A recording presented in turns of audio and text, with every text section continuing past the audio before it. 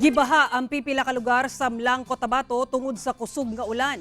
Samtang padayong ulanon ang dakong bahin sa Mindanao tungod sa low pressure area ug Intertropical Convergence Zone o ITCZ.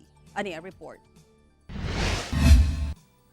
Nababagan sa nangatumba nga mga punuan sa kahoy kining usa ka dalan sa Mlang, Cotabato tungod sa kusog nga hangin ug ulan sukad adlawng Lunes. Daling nagpahigayon og clearing operation ang MDRRMO sa lugar.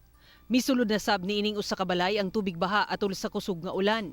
Sumala sa MDRRMO, 5 ka balay sa Barangay Sangat ang gibaha. Hinuon walay nasabdan sa insidente. Samtang misulod sab sa San Jose Quasi Parish Church sa Barangay Baguntapay sa Mlang, Cotabato ang tubig baha Martes sa gabii. Sumala sa uploader kinsa caretaker sa simbahan nga si Jean Rose Alabado Aranya, nagpahigay og seminar sa simbahan dihang mibunok ang ulan. Unang higayon kuno kini nga misulod gyud ang tubig baha sa simbahan.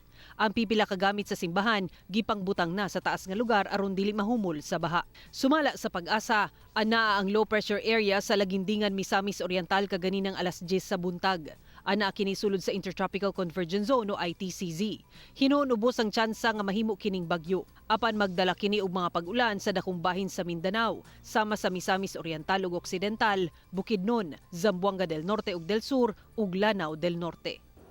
Ang dakong bahin sa Mindanao makasinati sa mapanganuron nga kalangitan, katag-katag ng mga pag-ulan, ilabi na sa may Dinagat Islands, ug Agusan del Sur ug uban pang bahin sa Caraga Region. Ako si Sara Hilomen Velasco para sa One Mindanao.